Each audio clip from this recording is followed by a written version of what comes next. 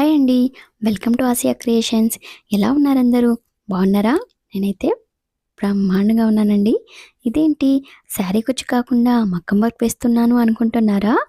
నేను శారీ కుచ్చుతో పాటు మగ్గం వర్క్ కూడా చేస్తుంటానండి. మీలో ఎవరికైనా మగ్గం వర్క్ నేర్చుకోవాలి అనే ఇంట్రెస్ట్ ఉంటే ప్లీజ్ నాకు ఒక కామెంట్ చేయండి.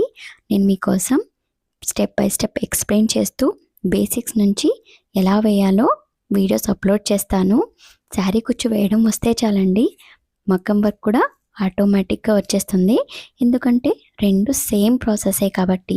శారీ కుచ్చుకొచ్చేసి మనం చీర అంచుకు వేస్తాము, మగ్గం వర్క్ వచ్చేసి మనం క్లాత్ పైన వేస్తాము.